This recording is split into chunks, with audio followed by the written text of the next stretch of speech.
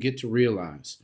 Actually being a brother, thinking and growing up in a world that may not have the expressions that we need. I appreciate all those who give access to us and creativity. Drew, what made you and your team see this beautiful idea come to fruition? Well, what made us do this, we're just watching the news often and getting really tired and frustrated and seeing the images that were portrayed of black men only as entertainers, athletes, and criminals. And so we decided to do a documentary to change the narrative and expose the world to more of who we are as black men. So, describe how you and your team, and obviously we're all here together, played a role in how we change our narrative. What is it? What is it that you both think we need to see more of in black You know, Well, men? obvious. Go ahead, go Terrell. ahead, John. No, go ahead, John. As it, obviously there's a historical component. We've endured many things down through the centuries as African American men, black men, people of color, what have you. And especially men, those traumas and those things that we've experienced, they have actually cascaded right into 2021 as we look at modern pop culture, modern day issues. So what we wanted to do was be in a position to expose the common man, the thinking that every individual has, an African American man, they're family men, they have jobs, they have careers, they do things to take care of their families. However, that doesn't get shown in mainstream media. It's typically subdued, suppressed, or distorted, or just downright left out. So when Taru and I and Daryl were talking, how do we bring that full circle? So, that was the impetus.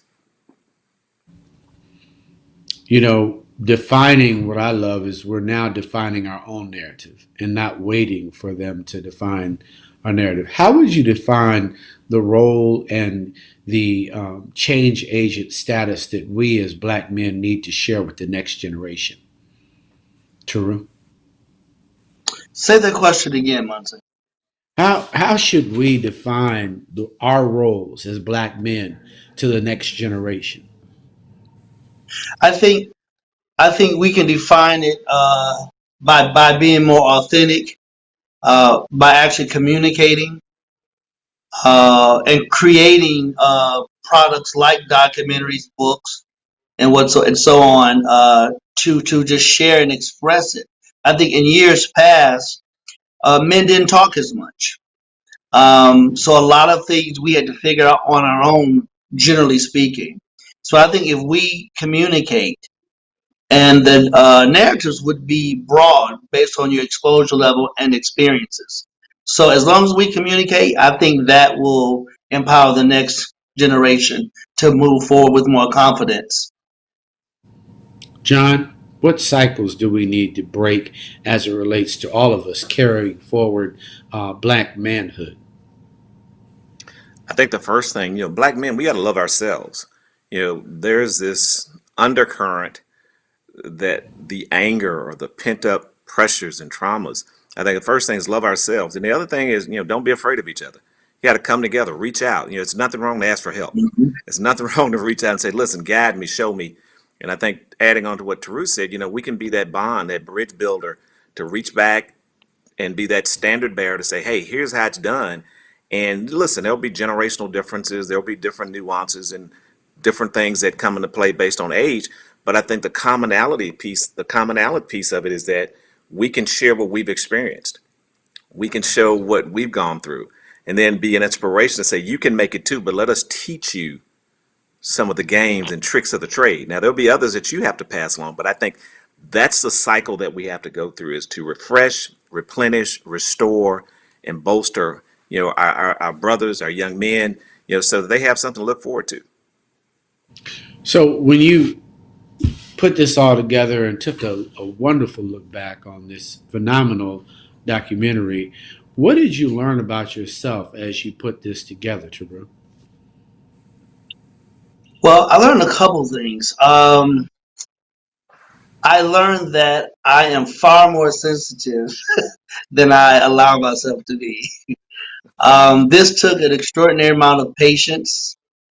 Um, I don't have any children, and one of the young men that's in the documentary, Trey, goes to Morehouse, and through some of the challenges that he was experiencing, I found myself convicted to help him at a very high level, and I got attached to him, and I didn't think that would happen. I learned patience.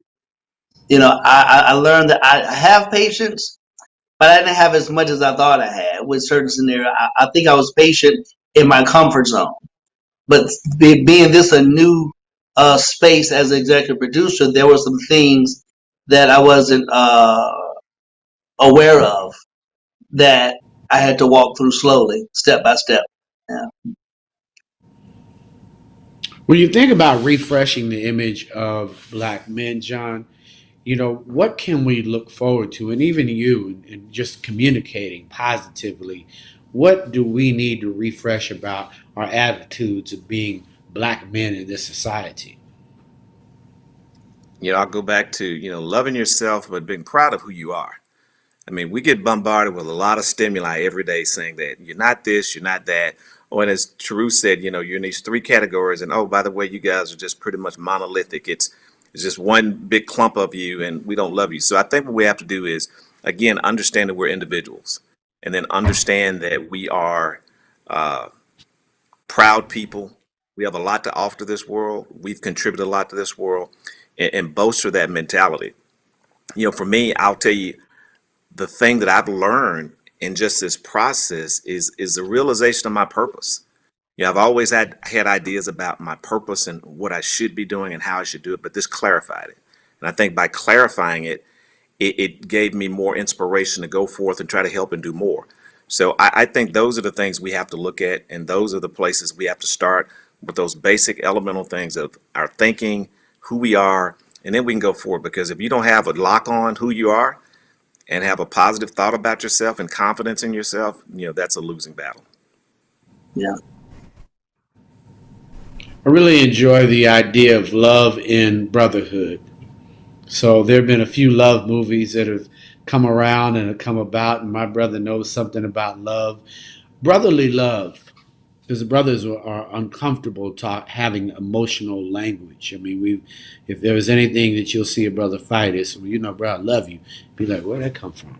And I'm just, you like, dude, if I don't, you got a problem. Women are like, hey, girl, brothers, hey, what is Yeah. that?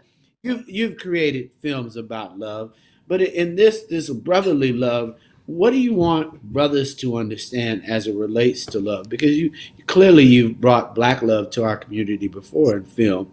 What is it that you want them to know now? Is that for I think Daryl? part yes. Yeah, of course it's for Daryl. He clearly is the love I God, was gonna right? say, did someone else do one? Okay, let me know. um, well, thank you for having us again, Munson. And one of the things that I think is that because of our history as men, I think love is very challenging for us to express in any capacity. Sometimes even women complain about our lack of capacity for showing love, our lack of capacity for showing intimacy and being able to touch. One of the things that we have to do is we have to heal. We have all of these, even in movies. If you look at our movies a lot of times are gender wars. When you look at the other side of it and you look at a film like The Notebook, or you look at Sleepless in Seattle, some of the other iconic general market films that they have, it's not about battling each other. It's about trying to find love and building on that love and moving forward. So I think one of the things we have to do is stop beating each other up. Stop, men are not this or men are not that and women are not this and women are, and I think we've got to find a common ground. We've got to be able to listen to one another, and we've got to be able to say, you know what, you're okay with me. I love you, and I'm going to give you an opportunity to love me. And I think that's the biggest thing that we need to kind of come out of. No, true. When you think about brotherhood, three brothers getting along, working toward a common goal. What do you think that your strength? What have you found in just this brotherhood and bond? Well, let me check, Daryl. Do you love me, What's today? Yeah, no. John? John, hey John, do you love me? Hey, man, I love you, Absolutely. man. I See, love you. Absolutely. I so love you, Turu. I love John. yeah, Hey, man, I yes. love Daryl. So It's a love fest. it really is. This is like a trifecta. You know, the New Orleans trio for food. You have the celery, bell pepper, and the onion. We are the perfect trio. We all bring something different to the table, and we've been able to respect each other's space and grow together in this process. So, Month, I don't know if you know this. So, about a year and a half ago, almost 2 years now, I met John at the Image Awards honorees luncheon. I thought I was clean and everything, but John he walked into the room. He had this really nice hot pink silk tie on, and I was like, "Damn, he is clean, right?" So I went up to him and I just expressed how clean he was, and he, gave me some sentiments back and everything, and we just began to talk and connect, and we just kept in touch and spoke, and we ended up getting together to meet and talk about some broader issues. I flew to Memphis, and in that conversation, I'm like, I think we should do a documentary. This is what it's going to be called. He said, "Well, I'm in." And then after we had that conversation, I called Daryl. I've been knowing Daryl for almost 30 years at this point, and Daryl was all in as well. And it's been really a good exchange on so many levels because we all able to still be friendly and loving even now after all the hard work is done.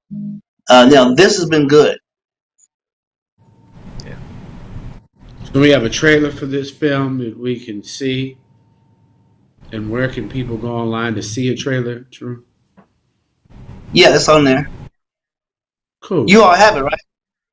I know we have it. That was a clip. That was a cue for Oh, That play the was trailer. cute. I was like, what?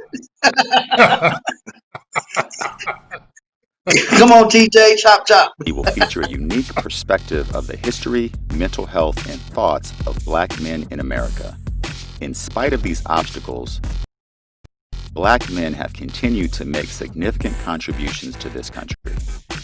Every encounter, every day, you're reminded of, in some way, that people think you're inferior.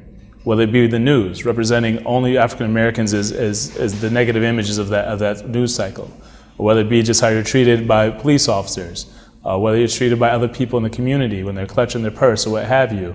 Those things, while they may seem minor individually, in the aggregate, actually have a really significant negative effect that actually do induce trauma and are resulting in people dealing with similar traumas, even more traumas, than people who are actually enduring things like diabetes and other stressors. Where are the media stories of Black men in the home taking care of their families? This is no phenomenon.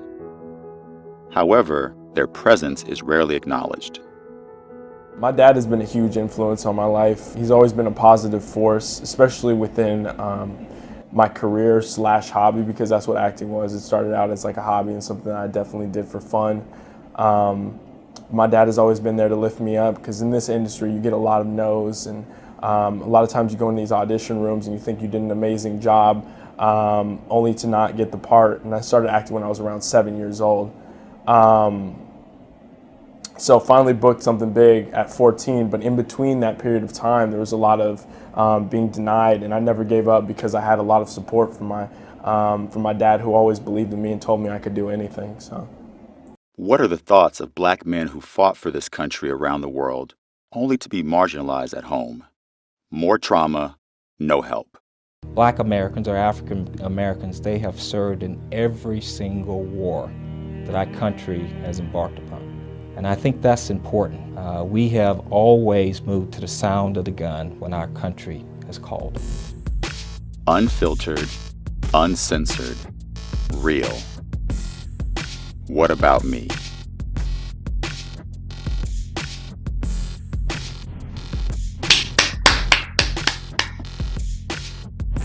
Great job. Great job. Great job. Well, thank you.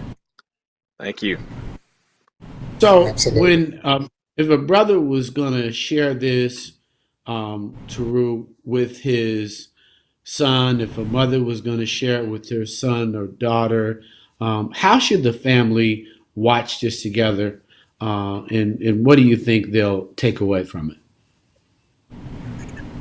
Well, the takeaway is going to vary on their current reality. Like Portia watched it, and she went straight to the whole police aspect of it. And there's so many more things on it. So I think it depends on where they are in their community and their experiences. I think that they can expect to walk away with a broader perspective of who we are as Black men. I think the young people will be encouraged to actually express themselves more. If it's no more than start to ask questions, it will definitely lead to conversation. It will definitely lead to conversation. Through conversation, I think that's where the learning, the healing, and the growth comes from. John, you want dads to see themselves in this movie, and what do you want their sons to learn from seeing this movie with their dads? I want them to see that dad and son, that bond goes beyond just that household. It's about world experience. And that dad can show that son that, hey, there's a lot more to it. I have to teach you rules that don't apply to everybody else. And I think that's something where the son can start to look at and maybe understand where his father is going, what his experiences are, what he goes through daily in life, and then have a conversation. One of the biggest things about this whole documentary is having that conversation and opening up different ideas and understanding each other. So that's what I would hope, whether it's father, son, mother, daughter, what have you. Let's have these conversations, because if not, we might end up getting into a very dangerous situation. And from what I've heard from, different colleagues and people that I've been around, there are folks who still don't know what to do, don't know how to act or react. And there's no one to teach them to say, here are the things that you got to do, 10 and 2 on the wheels and that kind of thing. I know we talk about that, but there's so many other things like Taru Portia mentioned this morning. I've got 2 sons. How do I tell them all the nuances and things to do? I think that's where that dad-son relationship comes together. And it's like a birthright, passing it down. Son, to survive in this world, here's what you need to do. You've created a body of work, or continue to create a body of work, Daryl, for our community to see itself a reflection. What is the reflection you want them to understand in this particular work that the community needs to put on? So one of the things we talked about and we continue to talk about is that many times they want to divide us based on demographic, right? So there's the 18 to 25, there's the 25 to 34. We don't need that. We have a culture. You have a mother, you have a father, you have a grandmother, you have a great grandmother.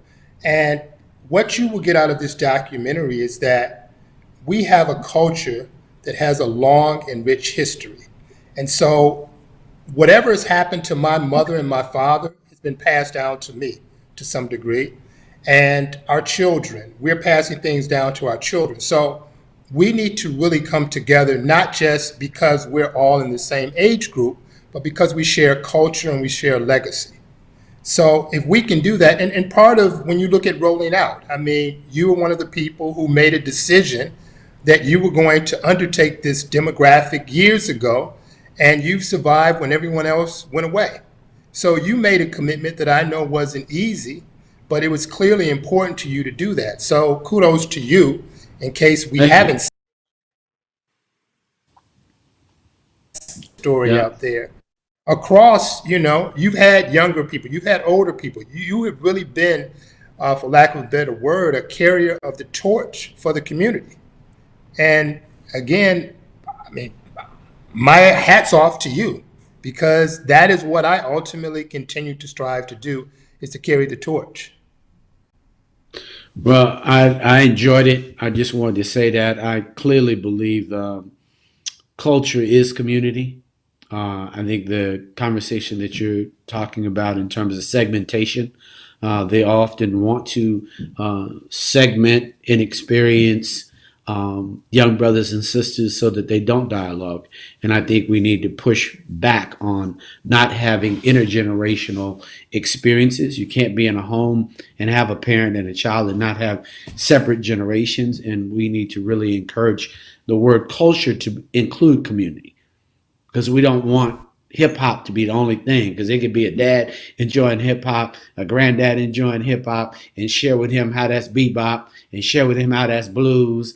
But he's never gonna know that that's actually blues. And y'all ain't the first to complain in music about what's going on and how 5-0. We just said it differently, and I know you think you saying it differently, but it's the same thing because it's the same man. You talking about the man, and we've been talking about the man a long time. Love the conversation. I just will challenge you and Taru. Part two, definitely talk about the language, the pitting. I think there truly is a concern amongst our community about gender wars. I think you've got a whole issue with gender wars, preference wars, the whole thing. I think that's really on fire right now in our community, and I think there's an opportunity. The last thing, Taru, is probably a workbook. I'm not certain that people now, after just looking at what I have seen of the documentary, that people don't need to be able to glean from lessons really curated. How can you curate this so a school gets it? How can you curate this so that we can talk and a mom can't miss the moment?